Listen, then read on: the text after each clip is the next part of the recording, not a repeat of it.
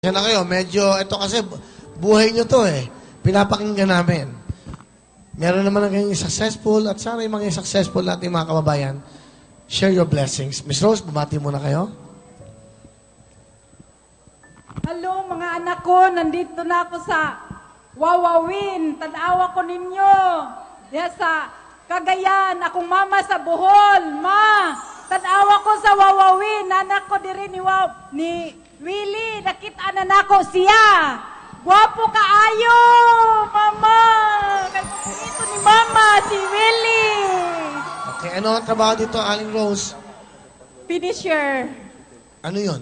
Sa tailoring shop. Okay. Magawa ng damit, tapos ako ang mag-finisher. Finisher. Oo. Parang, Kung ano ilagay sa designer, tapos tatapusin nyo. Oo, tatapusin ko. Parang kumbaga sa... Parang i-finish mo na yan. Oo. Ha? Finish mo na yan. Finisher. Okay, ganun nga. Ang ganda. So, finish. Matagal na ba kayo dito? Matagal na po kayo? 8 years na. 8 years. Kailan kayo huling umuwi? Nung last year. Last year lang naman. Oo. Ilan ang anak nyo? 4. 4. Pero masakit sa dibdib yung isa kong anak, Will, kasi pagbalik ko dito na stroke ako. Na-stroke kayo? Oo, na-stroke ako, pero awa ng Diyos na nandito ako, nakitaan na kanako. Naanakan kayo, no? Nakitaan na kanako. Nakikita na kita. Okay. Ilan pong anak nyo? 4. Pero yung panganay ko, palaging nag-alala sa akin. Tapos sabi niya, Nanay, kumusta ka naman dyan? Okay na ako, nakalabas na.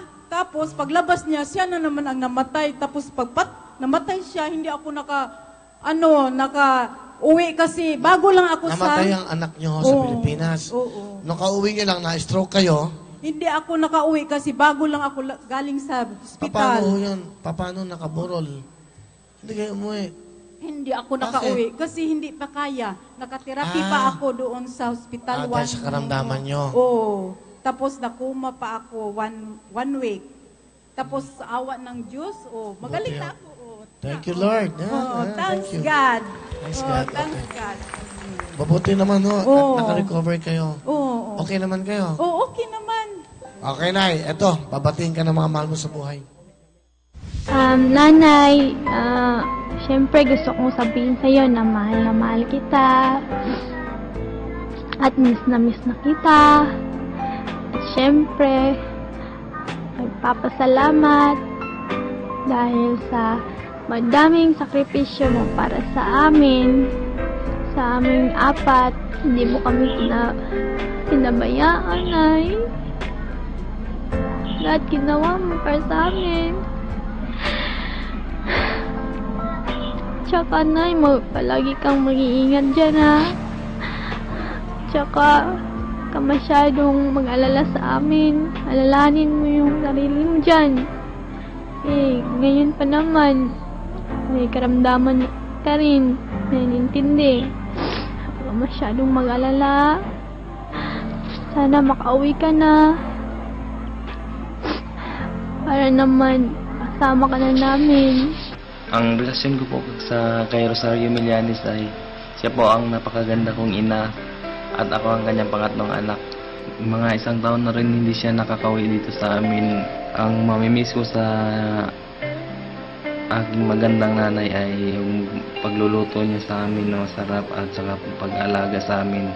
Tapos malaki ang kanyang naitutulong sa amin sa pang-araw-araw na gastusin dahil sa kanyang padala. Nagpapasalamat ako sa iyo, Nay, dahil nagpapadala ka sa amin, hindi mo kami pinababayaan dito. Sana, Nay, manalo ka at kahit hindi ka man naman manalo, okay lang sa amin, basta lang makakauwi ka dito sa atin sa Pilipinas para makasama ka namin.